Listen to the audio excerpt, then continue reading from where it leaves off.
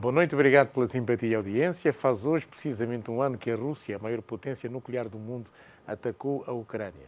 A Rússia é a 11ª economia do mundo, é detentora de duas das maiores armas geopolíticas do século XXI, o petróleo e o gás. A Rússia é o maior país do mundo, é o país que atacou no dia 24 de fevereiro de 2022 o segundo maior país do nosso planeta com potencial agrícola e também nuclear. A Ucrânia declarou a sua independência em 1991, após o fim da União Soviética, da qual fazia parte. Realizou um referendo que teve o apoio de 90% dos eleitores e a Crimeia foi declarada uma república autónoma da Ucrânia em 1996. Entrou em vigor na Ucrânia uma nova Constituição e em 1997 era assinado um tratado de amizade entre a Rússia e a Ucrânia. Acordo que permitiu a utilização dos portos ucranianos pela Rússia e a divisão da frota do Mar Negro. O acordo de cooperação entre os dois Estados foi assinado em 1998. Ora, 16 dias depois de a Rússia ter atacado a Ucrânia, convidei o Sr. Embaixador da Rússia no nosso país para que explicasse por que razão o seu país tinha tomado tal decisão. Hoje, um ano depois do início do conflito com a Ucrânia a resistir, com o apoio da NATO e não só, ainda faz sentido continuar com esta guerra de graves consequências para o mundo? A resposta vai ser dada esta noite pelo embaixador Vladimir Tararov. Muito boa noite, é um prazer. Boa noite. Muito obrigado pelo convite, por ter-me concedido essa oportunidade de esclarecer a posição da Rússia, antes de tudo, em relação àquele conflito entre a Rússia e a Ucrânia. Mas antes de começar, eu gostaria de felicitar o povo angolano pela semana festiva, pelo Carnaval, e desejar ao povo angolano mesmo bem-estar, saúde e prosperidade. Mas quanto que é o nosso tema, eu gostaria de marcar que é muito importante as explicações de ambas as partes. E tomando em conta que agora no Ocidente cancelam todo o russo e cancelam mesmo os canais russos e cancelam as transmissões, o que é o mais importante, é muito importante conhecer a visão não só de uma parte, mas também da outra, para que o povo possa escolher e perceber para si mesmo o que é isso a verdade, o que é isso mesmo a posição real. Muito obrigado. Sr. Embaixador, faz sentido ainda este conflito que dura já um ano? Faz sentido... Pergunto se ainda faz sentido, um ano depois, haver guerra entre dois povos irmãos. Mas eu podia dizer que isso não propriamente dito dois povos irmãos, é um povo irmão. E nós percebemos isso durante os tempos da União Soviética. E nós agora consideramos que o povo ucraniano, para nós, antes de tudo, o povo fraterno e irmão. Mas, claro que a história, ela mesmo cria as situações quando que cada pessoa tem que escolher a sua via do desenvolvimento. E por isso que a história mesmo criou aquela situação em que já foi oposta a Ucrânia à Rússia. Isso é muito importante, isso já começou ainda em 91, quando os comissariados, logo depois da separação da União Soviética, os comissariados começaram a convidar os ucranianos, as pessoas que já tiveram a experiência do serviço militar, e mesmo exigiram deles assinar declarações no caso de estiver a guerra entre a Ucrânia e a Rússia, ele tem que mesmo combater na parte ucraniana contra a Rússia. Quer dizer que nesse já período a direção da Ucrânia já começou a pensar em guerra, o que desiludiu muito mesmo o povo russo. E depois, quando que nós dissemos guerra, eu não aceito essa palavra, esse termo, porque da nossa parte isso não é guerra, isso é operação militar especial. Mas era uma operação militar especial, Sr. Embaixador, que iria durar dias, mas está a durar há já um ano. Sim, mas eu posso explicar porquê. E pode durar mais. Isso não depende da Rússia somente, porque sabe que... Porque nós chamamos de operação especial e militar? Porque ela tem por objetivo acabar com guerra. Não é começar a guerra, acabar com guerra. Aquela guerra que foi Mas o desencadeada... embaixador diz que não é uma guerra, mas sim uma operação especial militar. Da nossa parte, foi operação especial militar para acabar com a guerra que foi desencadeada pelas forças ucranianas destrutivas que chegaram ao poder em 2014 no resultado de um golpe de Estado. E por isso que eles criaram as condições, a atmosfera antirrussa. E uma parte daquela população ucraniana não aceitou isso. Eles gostariam de falar a língua russa, eles gostariam de ter as suas tradições e prosseguir essa vida, mas para resolver esse assunto, aqueles forças ucranianos que chegaram legalmente ao poder, eles enviaram forças armadas para suprimir ou para matar as pessoas. Essa guerra durou-se 8 anos e a Rússia tentou mesmo resolver esse assunto através dos meios diplomáticos, meios pacíficos e mesmo nós chamamos a atenção os europeus e eles foram garantes daqueles acordos de paz assinados em Minsk em 2014 e desde essa altura nós tentávamos fazer todo o possível para acabar com aquela guerra, mas nós não conseguimos e agora nós temos provas que os ucranianos e mesmo os aliados da Ucrânia naquela altura do Ocidente, eles não gostariam de acabar com essa guerra. Eles gostariam só um fôlego para armar mais a Ucrânia. E nós temos já testemunhos, porque os dirigentes da Alemanha, Merkel, e o ex-presidente da França, Hollande, eles mesmo confessaram há, parece que 2 semanas, que não perseguiram o objetivo de fazer paz. Eles só gostariam de aproveitar esse tempo para armar mais a Ucrânia e enviar esses forças contra a Rússia. E por isso que, percebendo logo, naquela altura, que os acordos de Minsk não trabalham, não funcionam, e claro que não existe outra saída senão esforçar a parte ucraniana a acabar a guerra contra o seu povo, porque durante aqueles 8 anos eles mataram 14 mil pessoas, dos quais 500 crianças. E sofreram muito. Eles foram civis. Isso, não foram militares. Eles destruíram toda a infraestrutura civil, antes de tudo. E por isso que... Mas, Sr. Embaixador, mas esta narrativa, os países ocidentais dizem que é uma propaganda, digamos, da Federação Russa, do presidente Vladimir Putin. Mas eu pergunto, Sr. Embaixador, nós hoje temos 2 frentes, digamos, de combate. A Rússia trava no campo da propaganda, da informação e também na frente de combate. A Rússia está ou não a perder nessas 2 frentes? Mas a propaganda está a funcionar de ambos os lados. Mas a história, ela demonstra o que é verdade. Mas nós temos factos. Esses factos mesmo são irreversíveis e cada pessoa pode verificar esses factos tomando mesmo só internet. E a internet existe. Mas claro que desencadeou-se grande guerra informática entre o Ocidente e a Rússia e agora eu já mencionei que foi uma política de cancelamento todo russo e dos canais e das nossas companhias informativas. E por isso nós não temos meios para dar a nossa visão, dar a nossa verdade à opinião pública europeia e vice-versa. Isso faz-se mesmo com facilidades e por isso que nós podemos dizer que nós não perdemos nessa guerra, mas não possuímos tantos meios de comunicação social para entregar essa verdade. Mas o que é que a opinião pública russa sabe sobre este conflito? Ele sabe tudo, porque ele mesmo revive mais uma vez aqueles acontecimentos e posso dizer que agora, por exemplo, o público russo já cada vez mais apoia o presidente Putin, a política do presidente Putin. Mesmo hoje eu recebi a informação estatística sobre esse assunto e posso dizer que no início daquele conflito o apoio do Putin mostrou somente 55% das pessoas, da população. Mesmo agora, hoje, mesmo, ele aumentou muito e só durante a última semana aumentou por 1%. E agora consta com 79% de população que apoia e 66% da população apoia os passos feitos pelo Putin.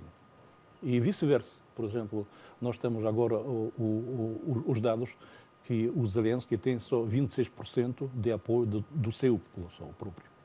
Mas, quanto que é o mundo, eu posso dizer que o Esses Putin... estudos são feitos por empresas credíveis de sondagens sobre a popularidade do presidente Zelensky na Ucrânia? De grande credibilidade. E posso dizer que... Mas existe um fenómeno, eu posso dizer. O fenómeno é o seguinte, que agora os meios de comunicação social do Ocidente, eles começam a propagar a imagem do Zelensky.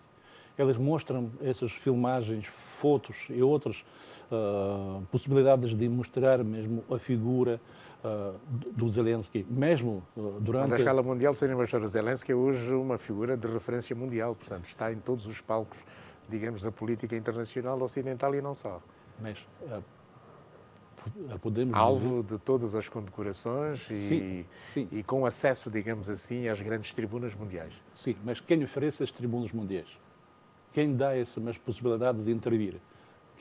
Quem corta a possibilidade de intervir para os nossos dirigentes? E por isso que eu digo que ele mesmo começa a ser uma figura mais reconhecível, porque por meios das tecnologias que são utilizados pelos meios de comunicação social do Ocidente, ele sempre cria uma situação que mais pessoas reconhecem a figura do Zelensky, mas nem eles apoiam o que ele faz. Sr. Embaixador, em condições é que a Rússia aceita negociar para o fim deste conflito? Este também é um assunto bastante complicado. A Rússia estava sempre dedicada a negociar a paz com a Ucrânia. Mesmo agora nós percebemos muito bem e nós temos essa confirmação que o presidente da Ucrânia não dirige o seu país, porque ele sempre está sob a tutela do Ocidente. E por isso que, por exemplo, em março do mesmo ano, quando começou aquela operação especial militar, nós já sentamos à mesa de negociações com ucranianos. Uma delegação ucraniana chegou à Turquia e essas negociações já levaram a um documento que foi elaborado pelas duas partes e o documento mesmo que continha cláusulas não muito confortáveis para ambas as partes, mas que podiam levar à paz. Mas um dia depois, quando que o Zelensky recebeu um telefonema dos Estados Unidos, e logo mesmo ele recusou das negociações naquela altura, e posso dizer que os membros da delegação eles sofreram, duas pessoas foram mortas. Para além disso, nós já tínhamos proposto várias vezes as negociações de paz. E isso foi feito pelo Putin, isso foi feito pelo nosso mesmo governo e posso dizer que já foram as negociações discretas entre os Estados Unidos e a Rússia sobre esse assunto e há uma semana que o ex-primeiro-ministro de Israel confessou, ele era até esse momento um intermediário entre a Rússia e os Estados Unidos sobre esse conflito para a busca de paz. Ele também confessou que ele recebeu um telefonema dos Estados Unidos que mesmo proibiu a ele mais levantar esse assunto para negociações. E ele mesmo explicou, ele próprio fez análise e explicou que eles não querem agora a paz porque eles sentem a fraqueza da Rússia e eles pensam que podem derrotar a Rússia no campo de batalha e por isso que as negociações de paz podem dar vantagens a eles porque eles vão ter mais força. E também um facto muito importantíssimo, ao meu ver, que no setembro do ano passado o Zelensky mesmo assinou o seu despacho presidencial proibindo, sob a pena de prisão, negociar com o governo atual da Rússia. E, afinal de contas, nós recebemos as propostas que foram lançadas para o mundo publicamente, as condições prévias, só não para a paz, para as negociações, para o começo das negociações. O que propõe mesmo a parte ucraniana, o Zelensky, melhor dizer. Primeiramente, a retirada completa das Forças Armadas de todo o território que foi ocupado, e eles pensam, e mesmo a Crimeia. Depois, indemnização completa de todos os danos que foram feitos, mesmo pelos ucranianos, quando aqui eles bombardearam Lugansk e Donetsk. Depois, nós temos umas somas congeladas, isso é bilhões de dólares. Eles também exigem entregar esse dinheiro à parte ucraniana para restabelecer o seu país. E, o mais importante, toda a direção, encabeçada pelo presidente Putin, tem que dirigir-se livremente e sem condições ao Tribunal Internacional para serem julgados. Isso é capitulação. Isso pode ser uma condição só para começarmos as negociações, não é para a paz. Mas claro que a Rússia está pronta a negociar e nós sempre declaramos isso. E nós... A negociar com Zelensky ou com o presidente Biden dos Estados Unidos? Qualquer parte que estaria capaz de estabelecer paz, que estaria capaz de aceitar os compromissos e cumprir esses compromissos, para que não seja aquela situação como aconteceu com os acordos de Minsk, quando que mesmo agora os garantes daqueles acordos disseram que eles não querem mesmo e não queriam cumprir aquelas cláusulas. E posso dizer uma coisa também muito importante.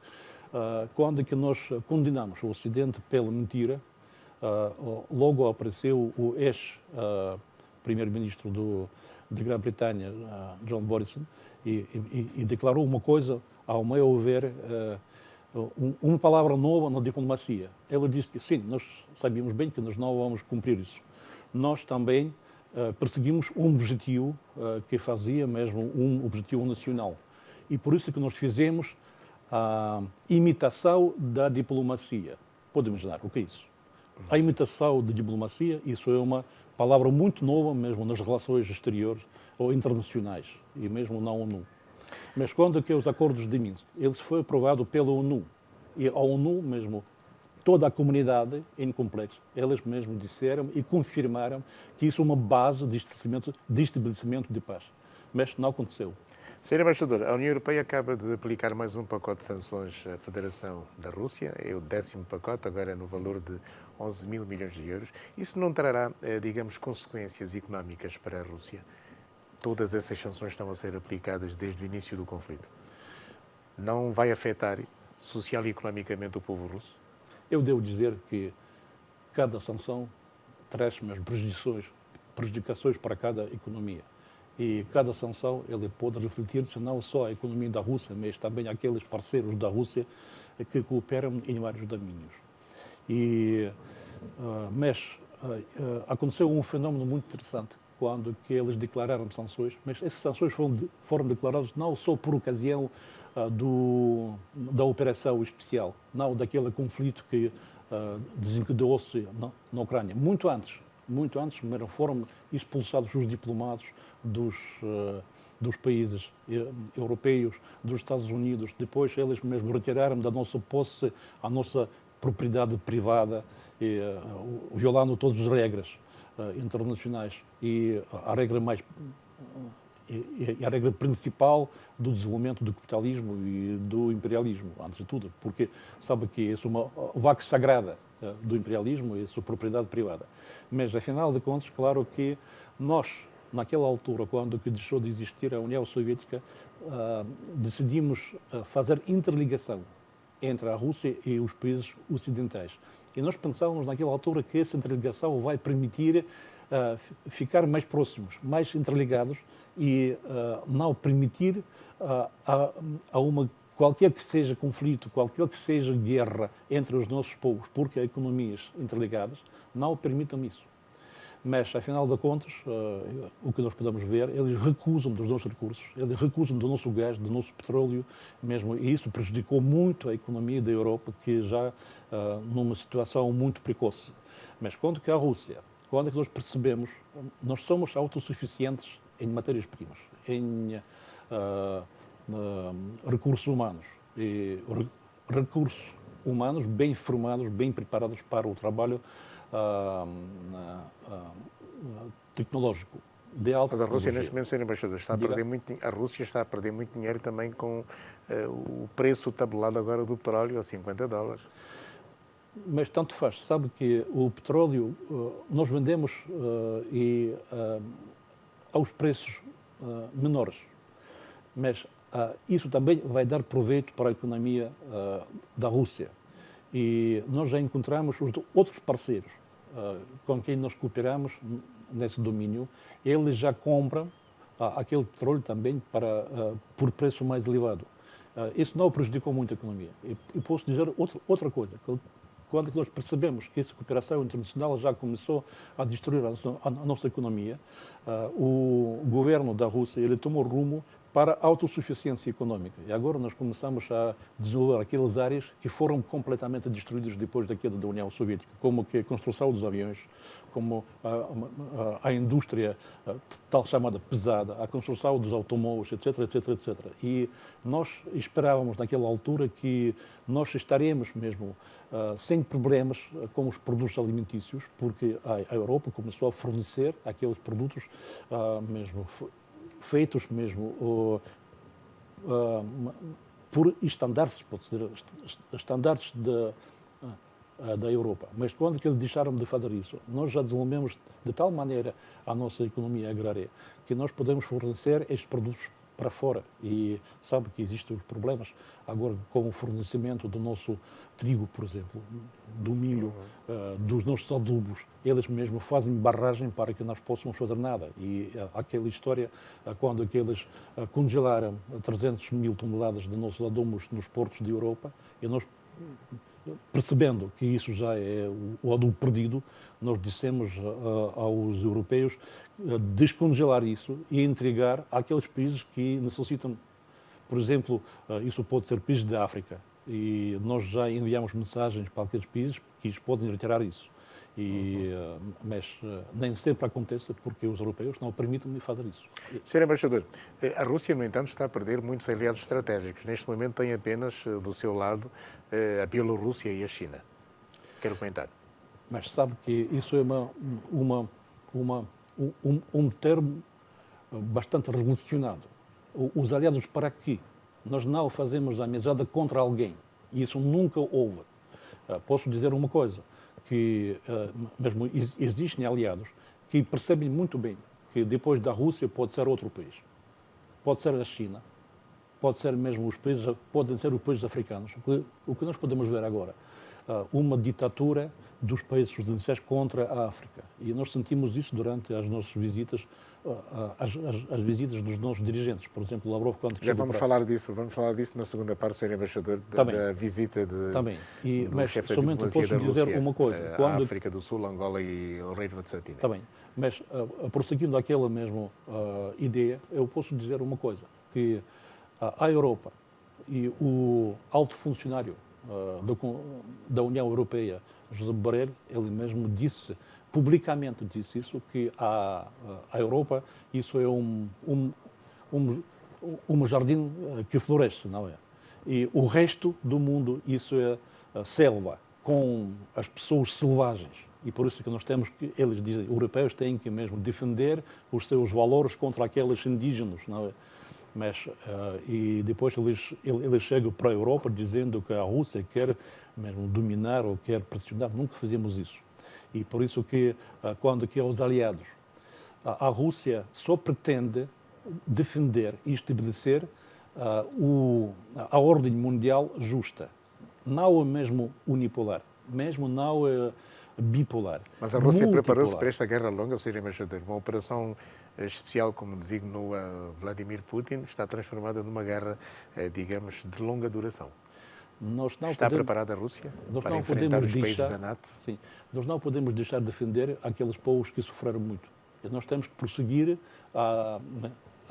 aquele caminho de paz, para esforçar aquela parte que não quer acabar a guerra, as negociações de paz. E claro que nós vamos sustentar isso. Custa o que custar, nós não podemos agora ir para trás e lançar aquelas pessoas que esperam a ajuda da nossa parte. Estamos à conversa com o embaixador da Federação da Rússia, acreditado em Angola, Vladimir Tararov. Um ano depois, está aqui no Cara a Cara. Um curtíssimo intervalo, já voltamos. Na segunda parte vamos falar das relações entre Angola e a Rússia e a cooperação existente neste momento entre a Rússia e os países africanos, até porque em julho próximo a Rússia vai albergar uma cimeira com os Estados africanos. Um curtíssimo intervalo e já voltamos.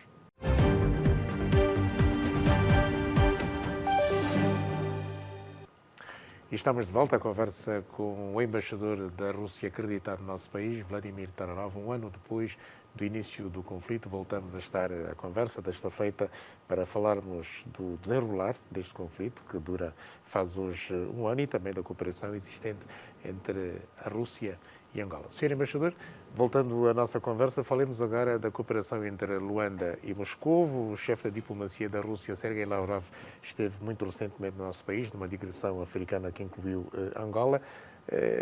Lavrov saiu satisfeito de Luanda? Sim, ele era muito satisfeito pela visita para Angola, mas também nós tentávamos encontrar as possibilidades de reforçar a nossa cooperação nas novas condições que foram criadas na situação atual, mundial, claro que é. E por isso que nós tratávamos dos assuntos ligados com a cooperação nos domínios já que nos habituamos a cooperar e também nos domínios novos, por exemplo, como a indústria espacial, a indústria agrícola, isso somente mesmo a produção dos adubos aqui em Angola, e nós tivemos já intenções de reforçar a nossa interligação, e nós pensávamos já discutir esses assuntos durante um fórum, uma cimeira que será realizada em São Petersburgo no dia 27 e 28 de julho do ano em curso. Isso é a cimeira Rússia-África. Mas ele está preparado porque, sabe que preparações para essa cimeira, elas também têm fóruns diferentes nas diferentes áreas, como, por exemplo, cimeira parlamentar, cimeira humanitária, cimeira interpartidária, cimeira dos empreendedores, depois o fórum econômico e outros. Isso demonstra aquelas áreas que nós também gostaríamos de desenvolver na cooperação com toda a África em geral e com cada país, e por isso que o nosso fim não só mesmo buscar aliados, mas também ajudar a África, como que foi isso logo depois da Segunda Guerra Mundial. Os Estados Unidos da América estão, digamos, com uma nova agenda para o continente africano. A Rússia está em condições de suplantar as promessas, as propostas que foram avançadas pelo presidente Biden em relação à nova cooperação estratégica com o continente africano? E qual é essa estratégica? Mais financiamento para ajuda aos países para saírem do subdesenvolvimento, mais investimento ao setor privado, por exemplo, mais investimento, mais capital americano, digamos, nos grandes negócios que gravitam no continente africano. Mas eu sempre dizia... Criação de riqueza, mais emprego para os jovens. Eu sempre dizia que nós temos laços históricos e temos mesmo tradição de cooperação. E nós conhecemos um ao outro. E nós sabemos bem como que cooperar melhor para a vantagem mútua. Antes de tudo, eu quero sublinhar, isso não é ajuda. Isso é desenvolvimento da cooperação para a vantagem mútua. E aqui nós não gostaríamos de dizer sobre concorrência. Isso pode ser mesmo interligação. Se os Estados Unidos quiserem, eles poderão mesmo cooperar conosco na África. Isso não é separação, mesmo não existe guerra. Por exemplo, produção de energias limpas, que é o grande desafio hoje, digamos, do mundo, e é também uma das grandes apostas dos Estados africanos, incluindo Angola, e vai contar com apoio, já está a contar com apoio americano. Mas sabe que agora essas energias limpas, eles só exigem grandes financeiros, mas não retribuem pelo mesmo produto que eles têm que produzir. E claro que mesmo ele já para a África impõe-se aquela mesma vertente para experimentar como que vai funcionar para afinar aquelas tecnologias. Mas pode agora ver que a Europa recusou disso e passou para o carvão, passou para mesmo aquelas tecnologias que dão mais proveito para o desenvolvimento. E o presidente de Angola também dizia isso numa das cimeiras, que a Angola, não Angola, mas a África, tem que aproveitar os seus recursos minerais para elevar a sua economia e depois passar para as tecnologias limpas, porque sem mesmo as fontes mais baratas de energia é impossível construir rapidamente a economia nacional. nós temos que aproveitar isso. Sr. Embaixador, nós temos hoje em Angola um Presidente da República que fala com todos os líderes mundiais, tem sido ouvido em relação a este conflito. Angola tem, digamos, uma experiência e procura transportar essa experiência para a resolução deste conflito pela via negocial. O Presidente angolano tem feito apelos no sentido de as duas partes sentarem à mesa para resolver, tal como os angolanos resolveram, digamos, o seu conflito. Como é que olha para a diplomacia construtivista do Presidente da República, campeão da paz e da reconciliação em África? Nós reconhecemos altamente os esforços do Presidente da República de Angola,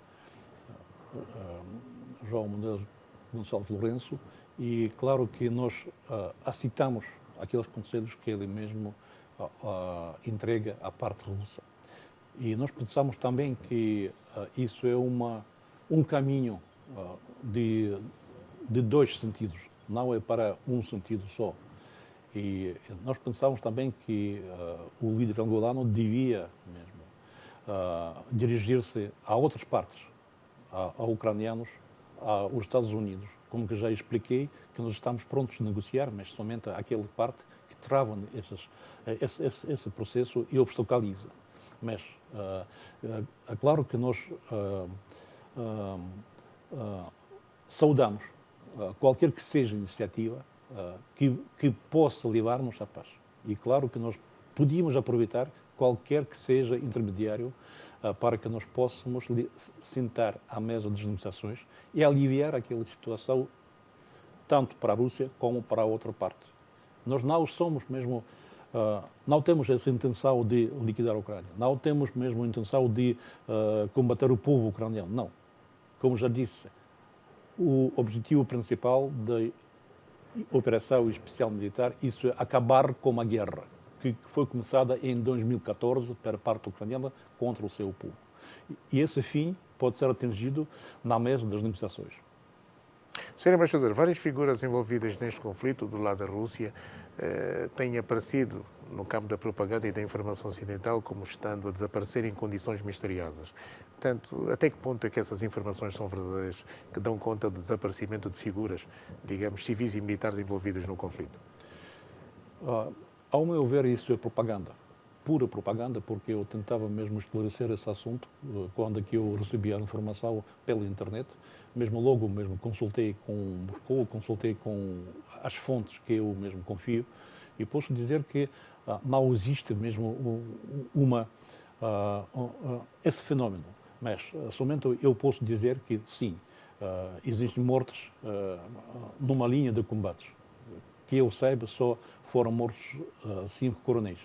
Mas existem também mortos quanto que aos atos terroristas.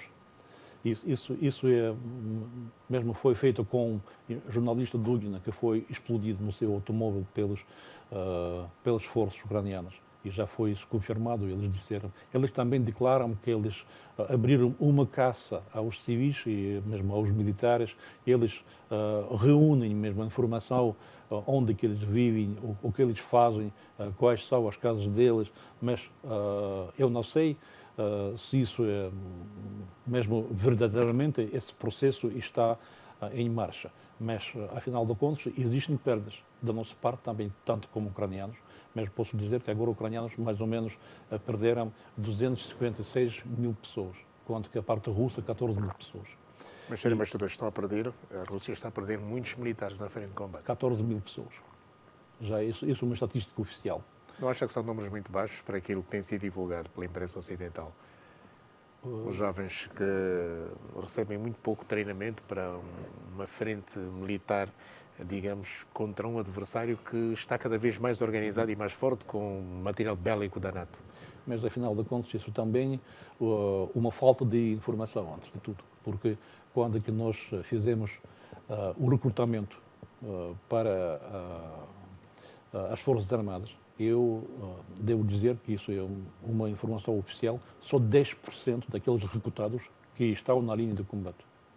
E principalmente, mesmo o resto, isso é um pessoal treinado. Mas quanto que a parte ucraniana, Eu vejo agora mesmo informações, eu vejo não só a informação russa, mas também a informação de Portugal, do CNN e outras fontes, mas eu posso ver que agora eles fazem recrutamento das aldeias e logo lançam as pessoas para combate. Eles sofrem muito mais do que os soldados russos, porque não só eles preparados melhor, porque há poucos soldados na linha de frente. Somente isso nós vencemos com uma tática, não é com a quantidade das pessoas. Sr. Embaixador, a adesão da Ucrânia à União Europeia está muito próxima, a adesão da Finlândia e da Suécia à NATO também está muito próxima. Afinal de contas, isso é a realidade. Se acontecer assim, nós podemos aceitar isso e devemos aceitar e fazer conclusões disso, antes de tudo. Porque sabe quando que a União Soviética deixou de existir, foram atingidos os entendimentos antes de tudo de acabarmos com os dois blocos militares. Nós já dissolvemos o nosso bloco de Varsóvia. E a OTAN também comprometeu-se a dissolver o seu bloco, mas disse que não é conveniente agora, nós temos que mesmo discutir muito, mas afinal de contas não só não dissolveu-se, mas também reforçou muito o seu potencial e começou a prosseguir até às fronteiras da Rússia. E agora está mesmo na fronteira da Rússia e está a ameaçar a segurança nacional do nosso país. E a mesma coisa acontece agora com a Finlândia e a Suécia. Claro que a Finlândia e a Suécia, ela sempre mesmo dava o seu território para as Forças Armadas da OTAN. Suécia e Finlândia, embaixador, estão no espaço vital da Rússia. Mas com estes dois países na NATO, sim, possivelmente, que posição é que a Rússia tomará? Ofensiva, bélica? Mas eu disse que nós temos que aceitar essa realidade, mas a realidade é a seguinte, que a Suécia e a Finlândia sempre concedeu o seu território para as Forças Armadas da OTAN, antes dessa entrada para esse bloco. E foram presentes lá as Forças Armadas. Não constitui perigo para a Rússia, tal como constitui a Rússia, a Ucrânia para a Rússia? Mas sabe que nós temos muitos perigos agora. E tivemos antes daquele conflito na Ucrânia. Mas, no caso qualquer, nós temos que responder a esse desafio. E, claro, que nós vamos reforçar a nossa defesa a essa direção também. Mas somente o povo da Suécia e o povo da Finlândia têm que saber que os nossos mísseis não foram apontados a esse território. Mas depois da entrada das Forças Armadas e do lançamento de ramos de lançamento de mísseis para esses países, ele também será os alvos das nossas mesmo Forças Armadas. Isso também uma atividade que podia mesmo não dar ampliar mesmo insegurança para a Rússia. Mas claro que isso é já perigo não só para a Rússia, é perigo para aquelas repúblicas. Mas não somos nós que criamos isso. Mas com a neutralidade, estas repúblicas podem sentir-se melhor do ponto de vista de segurança. Sr. Embaixador, estamos agora com experiências e exercícios navais entre a Rússia, a China e a África do Sul. Começou no passado dia 17 em território sul-africano. É a ambição da Rússia, digamos, expandir esses exercícios navais ou militares para outros países africanos, incluindo Angola? Porque ninguém fala sobre os exercícios da OTAN, porque ninguém fala dos exercícios dos Estados Unidos ou mesmo das Forças Armadas da Europa. Porque todos já falamos do Africom. É isso, existe mesmo um organismo que dirige mesmo as Forças Armadas para a África. E existe... O chefe da Africom esteve recentemente em Angola, Sr. Embaixador. Sim, é porque nós não podemos fazer exercícios como os nossos aliados. O que de estranho, nesse caso, não sei. Nós não mesmo... Mas que importância é que o Sr. Embaixador atribui a este exercício naval nesta altura em que a Rússia está empenhada neste conflito para vencer a Ucrânia? Mas isso não tem nada com o conflito na Ucrânia, porque sabe que isso é o outro ponto do mundo. Isso só mesmo coordenação entre as Forças Armadas, entre os nossos países. E não só aqui, mas também nós temos outros organismos em que nós coordenamos a nossa atividade militar. Isso pode ser um BRICS e outros países, mas não somente isso. E isso é um facto que a propaganda também gostaria de levantar e fazer dele mesmo uma sensação. Só isso. Sr. Embaixador, mas esta guerra está a ganhar outras proporções, agora com a espionagem como nunca antes, com balões espiões. Qual é o seu comentário sobre sobre esta fase da guerra que envolve agora essa espionagem ao mais alto nível. Mas, Com coisas, fenómenos que nós nunca tínhamos visto antes. Mas sim, mas foi antes, mas somente não falavam sobre isso. Não falavam sobre isso, mas agora começaram a falar porque têm que mesmo acentuar a atividade do tal ou tal parceiro, ou tal mesmo país, e depois contrapor para dar mais medo ao povo. Isso é normal. Por exemplo, os chineses compreendem muito bem que depois da derrota da Rússia serão eles. E isso não é espionagem. Mas sabe que existe sempre diferença. Para um europeu pode ser essa espionagem. Para aquele país que faz mesmo esse reconhecimento, isso é um reconhecimento simples. Todos dizem que isso para a segurança do seu povo. Mas esta aliança com o Irão, por exemplo, Sra. Embaixadora, era para durar, porque agora as sanções que estão a ser impostas à Rússia envolvem também o Irão. Eu não dizia sobre a aliança. Eu dizia sobre a cooperação dos dois. Isto é cooperação e não aliança. Isso é cooperação estratégica. Isso é cooperação entre dois países soberanos. Eu quero sublinhar. E ninguém pode mesmo fazer barragem ao caminho de desenvolvimento da cooperação entre dois países ou três países soberanos. Nós somos soberanos para escolher o nosso caminho de cooperação, de interligação e etc, etc, etc. Por isso que nós escolhemos os nossos parceiros com quem nós poderemos realizar esse ou outro projeto. E isso é normal. Mas, claro, dizendo que eu já sublinho mais uma vez, a Rússia nunca fazia amizade contra alguém. Nós só cooperamos em vantagem mútua, com aqueles parceiros com quem nós poderemos receber essa vantagem com mais facilidade. Sr. Embaixador, voltando ainda a falar hoje da imagem da Rússia, seriamente afetada no mundo por causa deste conflito, em matéria desportiva, a situação também tornou-se caótica, porque os desportistas russos estão, digamos, suspensos de participar nas grandes competições. Até que ponto é que os desportistas russos estão, digamos, inquietos face a este posicionamento, digamos, das federações internacionais, porque há uma interferência, reconhecemos, da política no desporto e, portanto, isso afeta naturalmente os grandes desportistas russos que gostam de ganhar títulos, medalhas nas grandes competições. Como é que eles estão a reagir a esse envolvimento da política no desporto? Mas eu também gostaria de sublinhar que isso não é o processo de hoje. Isso começou antes, muito antes do conflito na Ucrânia. Isso já os nossos desportistas foram expulsados daqueles programas muito antes do começo daquele conflito na Ucrânia. Isso sob pretexto qualquer, artificial. Pode ser mesmo, não se lembra daquele envenenamento estranho, daqueles espiões que fugiram para a Grã-Bretanha. Ou depois para, não sei o quê, qualquer que seja pretexto. Era mesmo. E os nossos desportistas sofreram muito, porque eles não podiam participar, mas também o desporto mundial perde muito sem aqueles desportistas. São desportistas de reconhecimento mundial. E eles podem mesmo dar as metas para atingirem e para reforçar a competição desportiva do mundo. E mesmo posso dizer que isso também é um instrumento indigno nas mãos do Ocidente, que utilizam para menosprezar a Rússia. E não só nesse domínio, também no domínio da cultura. Sabe que agora são proibidos os autores russos, mesmo os homens literários que viviam no século XIX ainda. Sabe que mesmo a música é defendida. Sabe que, por exemplo, o Goya, que fez um quadro mesmo, ele desenhou lá uma dança russa, mas agora foi renomeado. Eles disseram que isso não é a dança russa, isso é a dança das pessoas com vestidos da Ucrânia. Mas o que é isso?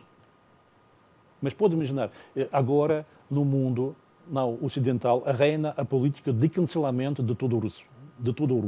Isso também mesmo nos desencoraja. Nós gostaríamos de cooperar, nós gostaríamos de que as nossas culturas estejam a possibilidade de dar mais uma à outra para enriquecimento das culturas, das tradições. E nós somos mesmo portadores da nossa tradição, mas existem também portadores das suas tradições. Nós não mesmo lutamos com eles, mas nós pensamos que uma cultura pode adicionar a outra cultura. E isso é normal. Isso é cooperação cultural entre os Estados. Mas isso destrói-se e não por nós.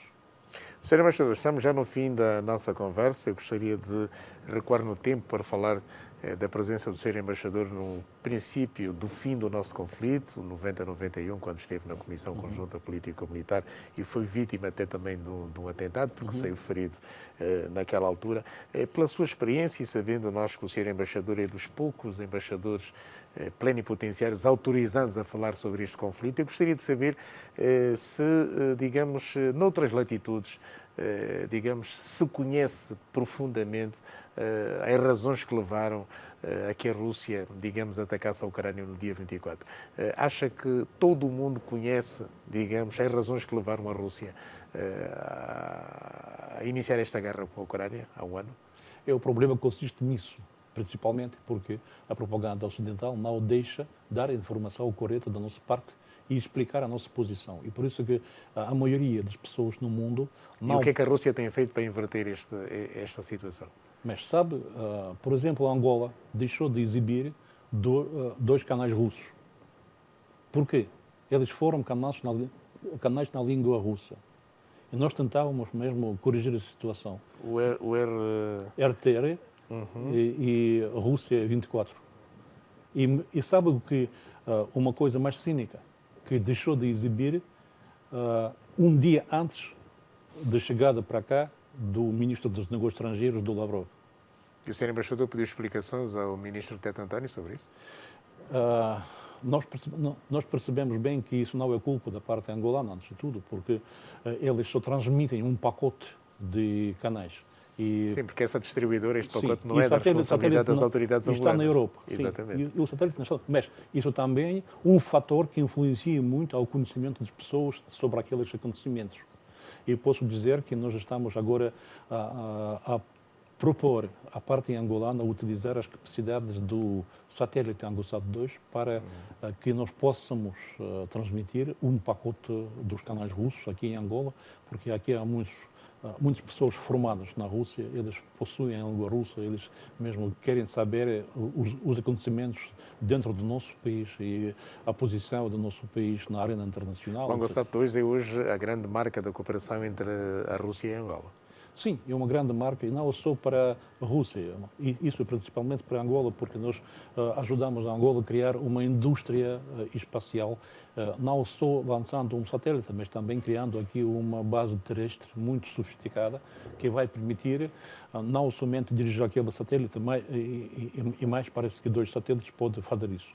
E esse satélite já cobre um território desde a África do Sul até a Itália, e por isso já existem muitos mesmo intenções de fazer cooperação sobre essa matéria, porque ele mesmo, qualquer que seja o país na África, pode utilizar essa possibilidade e só mesmo a Angola possui dessas capacidades e dessas pessoas formadas. E posso dizer que quando que nós abrimos um centro de direção de voo na Funda, o diretor desse mesmo estabelecimento, ele confessou, ele disse que quando que ele falou com os seus colegas do SADC e dos outros países, eles perceberam logo que eles estavam 7 passos para frente nos conhecimentos espaciais, porque eles não só foram formados, mas também assistiram à construção do satélite, mesmo desde o início e desde o satélite 1.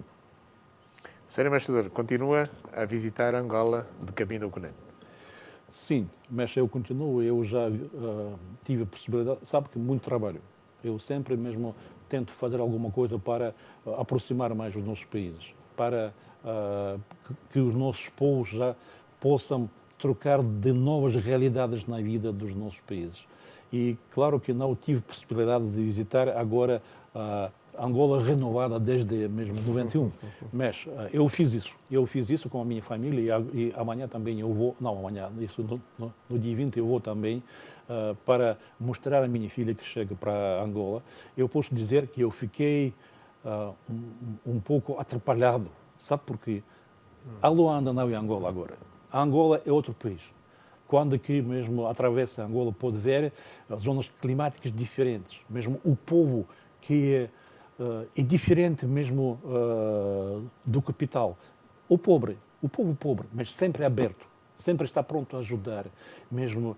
E posso dizer que numa aldeia remota eu vi as pessoas que não teve dinheiro para comprar o vestido, mas esse vestido era limpinho.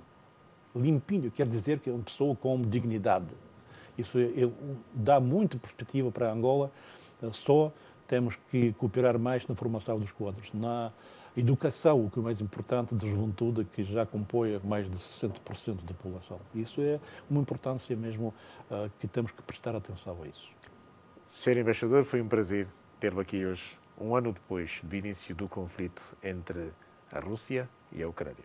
Eu estou aqui, com conflito, sem conflito, e o prazer foi todo o meu para conversar com os meus amigos, e eu dizia mais, como os meus irmãos.